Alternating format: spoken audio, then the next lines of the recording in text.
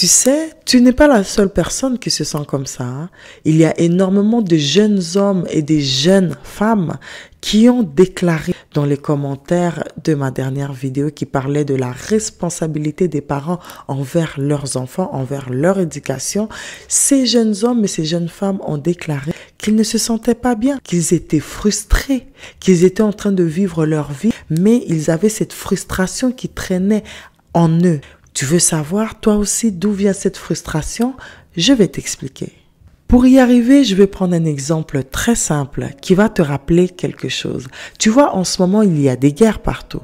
Tu vois sur TikTok, tu vois des militaires, tu vois des combats, tu entends des missiles, tu entends des choses dans des vidéos que tu peux voir.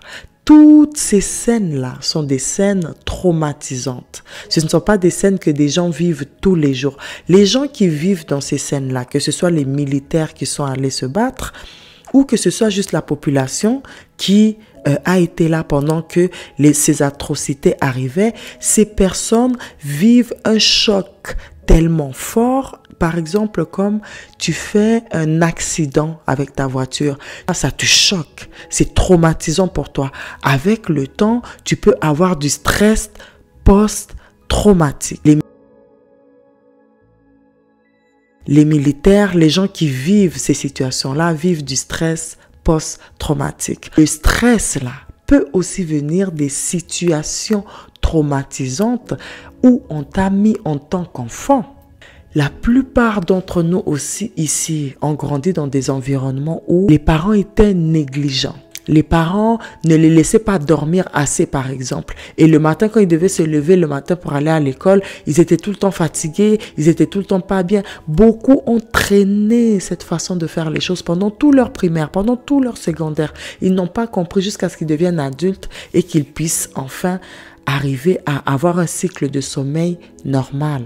Beaucoup avec leurs parents ont vécu des situations traumatisantes dans le sens où les parents se battaient, les parents se disputaient fortement, les parents étaient tout le temps en désaccord, les parents ne savaient pas se gérer l'un comme l'autre. Et les enfants étaient obligés d'être au milieu de toutes ces scènes-là. C'était traumatisant pour les enfants. Pour une autre personne, ça peut être que tu grandis. À un moment donné, tu perds tes parents très jeunes et tu es obligé d'aller dans des familles d'autres personnes. Et dans ces familles-là, on ne va jamais te traiter comme tu aurais voulu qu'on te traite comme un enfant normal. Et ça traumatise ton enfance. Maintenant, vous comprenez ce que je voulais dire par là. Si tu vois le militaire qui sort de la guerre et qui traîne avec lui des souvenirs, qui traîne avec lui des choses qui le rappellent toujours ces mauvais moments là où il était. Des fois, ils sont obligés de se faire soigner pour les aider au fait à se libérer de tout ce qu'ils ont mis dans leur tête.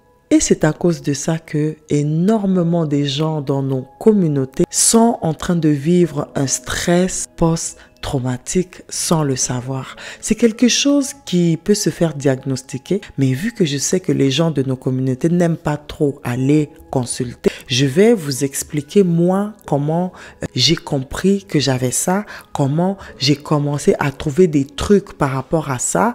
Et ces trucs-là m'ont aidé aujourd'hui pour m'équilibrer en tant qu'adulte.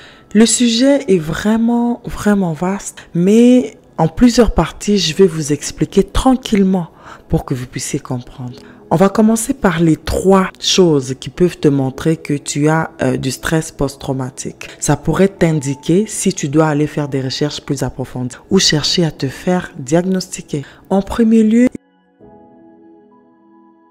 il s'agit de plusieurs événements ou un événement qui va revenir dans ta tête, dans ton cerveau. Tu vas vraiment le revivre comme si tu étais en train de le vivre au moment où ça t'avait traumatisé. Par exemple, tu avais eu un accident de voiture et là, tu embarques dans ta voiture, tu passes à côté de là où tu avais eu l'accident. Tout d'un coup, tu sens dans ton corps comme si tu étais encore en train de vivre l'accident. Un autre exemple, quand tu étais petit, on t'enfermait toujours dans les placards, dans le noir pour te punir. Et quand tu deviens adulte, maintenant tu as peur du noir. À chaque fois, il faut toujours que tu laisses la lumière allumée parce que tu t'es tellement ancré des choses dans ta tête par rapport à ça que ton esprit, ton énergie n'est pas à l'aise au fait avec ça parce que ça t'avait traumatisé. Ça peut être comme des flashbacks. Si tu avais vécu une agression, par exemple, en étant petite ou même en étant adulte, à un moment donné, tu peux revoir des flashbacks de cette agression-là et tout de suite, tu le sens dans ton corps. Ça te fait sentir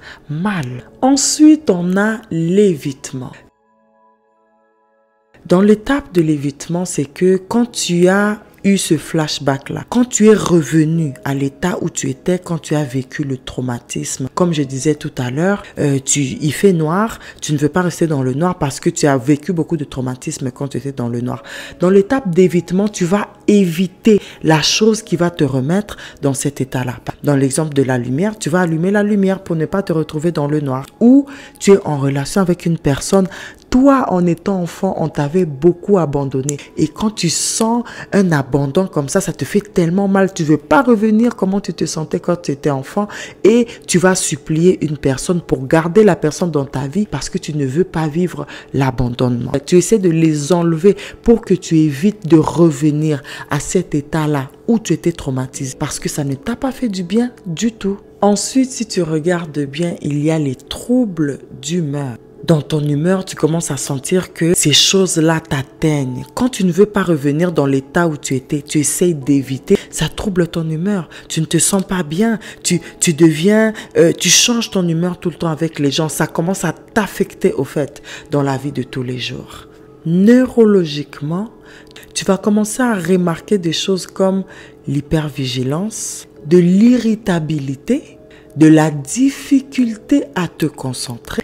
Les troubles du sommeil aussi. Beaucoup de personnes voient tous les éléments que je viens de citer dernièrement et ils se disent non, en fait, moi, je suis juste comme ça. C'est pas qu'il y a un problème. Je n'arrive pas à dormir. Je suis très irritable. Je suis très énervée. Je suis très stressée. Mais tu ne comprends pas au fait que tout ça, ce sont les effets du stress post-traumatique que tu es en train de vivre. Beaucoup d'entre nous vivent avec ce stress, mais ne le savent pas. Puisque nous n'aimons pas aller nous faire diagnostiquer, nous n'aimons pas aller consulter des professionnels. Si tu retrouves ça en toi, pose-toi un peu plus de questions. C'était Dr Glowlove, la douceur incarnée. Toujours.